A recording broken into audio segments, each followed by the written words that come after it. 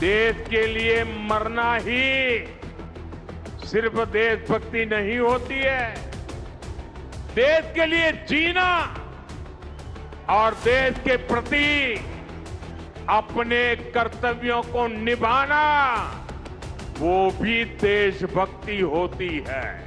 दोस्तों, इस देश के प्रधानमंत्री से जनता जनार्दन काफी उम्मीदें लगाए बैठी है, लेकिन क्या प्रधानमंत्री उन उम्मीदों पर खुद भी खरे उतर रहे हैं? ऐसा तो नहीं है कि एक तरफ तो वो देशभक्ति का ज्ञान देते हैं और दूसरी तरफ उसी देशभक्ति को ठोकर मारते फिरते हैं।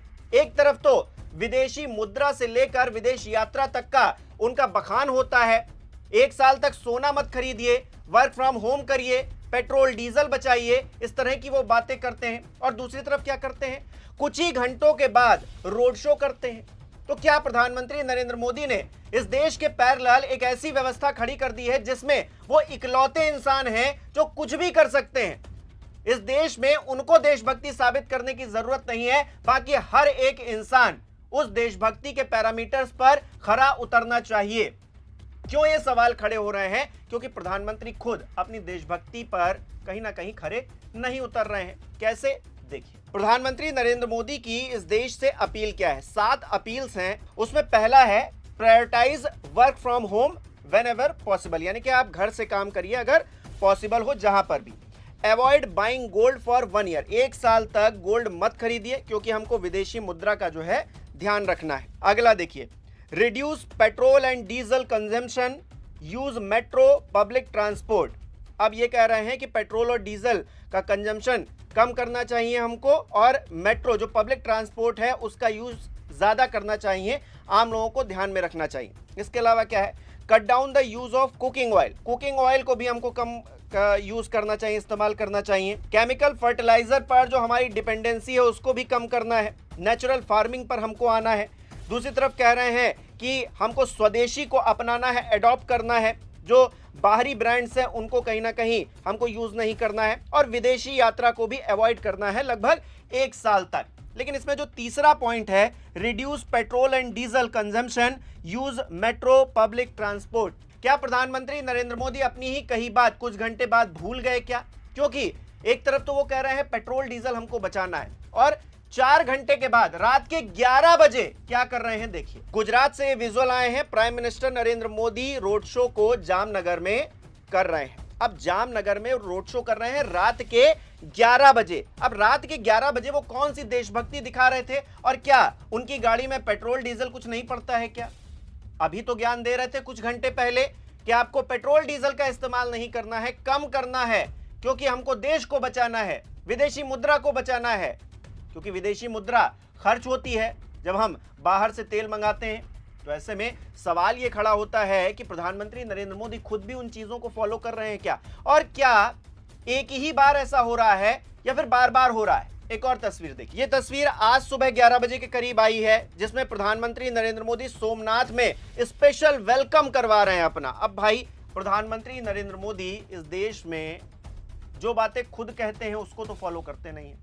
हर जगह जाते हैं और दिखास और छपास के चक्कर में रोड शो करते रहते हैं, तमाम जगह ऐसे ऐसे हाथ हिलाते रहते हैं और उसमें जो खर्चा होता है वो इस देश का टैक्स पेयर भरता है। और दूसरी तरफ उसी टैक्स पेयर से ये अपील की जाती है कि आप 1 साल तक गोल्ड मत खरीदिए, आप 1 साल तक यात्रा मत कीजिए, आप जो है वर्क फ्रॉम होम करिए, पेट्रोल डीजल कम यूज करिए। किसानों से कह रहे हैं कि फर्टिलाइजर यूज मत कीजिए, आप नेचुरल फार्मिंग कीजिए। नेचुरल फार्मिंग के लिए आपने क्या माहौल बनाया है?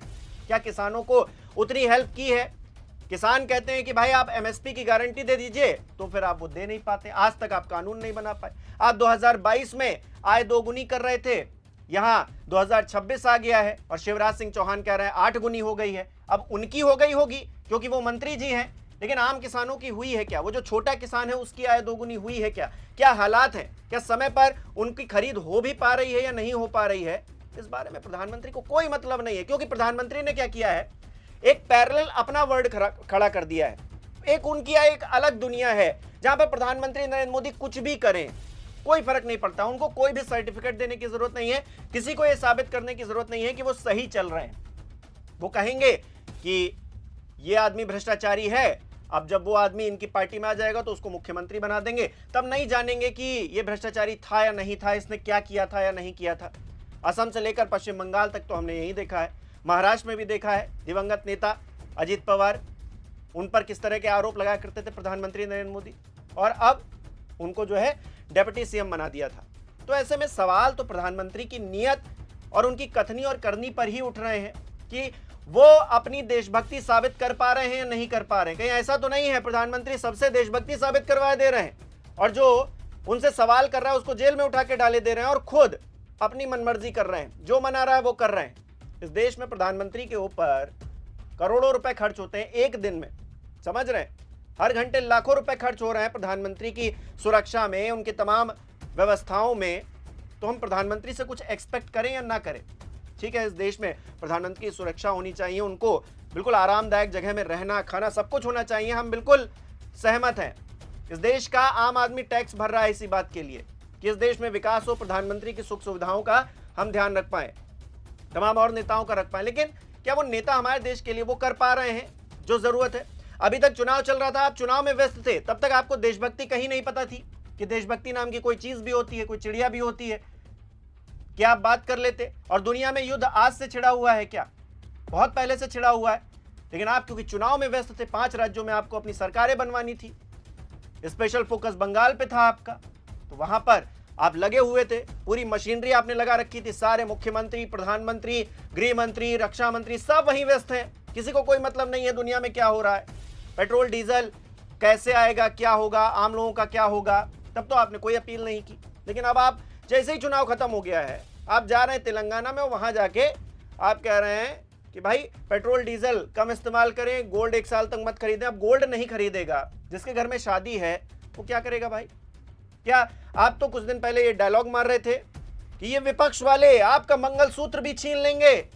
अब आप क्या मंगलसूत्र छीन नहीं रहे हैं ये कहकर कि आप गोल्ड मत खरीदिए।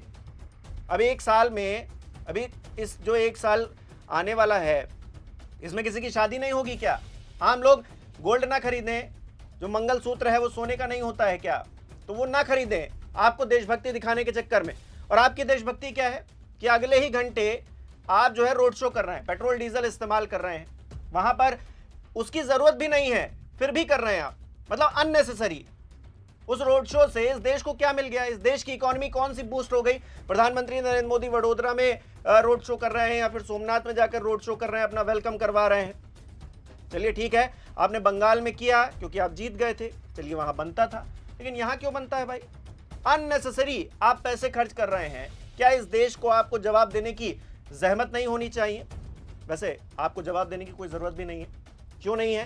क्योंकि आपने तो एक पीएम केयर्स फंड बनाया हुआ है, उसमें कहां से पैसा आ रहा है, कितना आ रहा है, कौन दे रहा है, कहां जा रहा है, आपने आज तक नहीं किसी को बताया। तो आपकी देशभक्ति तो वैसे ही जो है सवालों के घेरे में। पेट्रोल डीजल की खरीद पर जो विदेशी मुद्रा खर्च होती है, पेट्रोल डीजल बचाकर हमें वो मुद्रा भी बचानी है। हमारी देशभक्ति हमें चुनौती दे रही है और हमें इस चुनौती को स्वीकार करते हुए विदेशी मुद्रा को बचाना होगा। कुल मिलाकर हमारे दर्शक किस तरह से देख रहे हैं इस विषय को कमेंट करके जरूर बताएं। इस वीडियो को लाइक करना, शेयर करना मत भूलिएगा। हमारे चैनल को सब्सक्राइब नहीं किया तो वो भी जरूर कीजिएगा। आप हमें सहयोग भी कर सकते हैं ज्वाइन बटन पर क्लिक करके। बहुत बहुत धन्यवाद।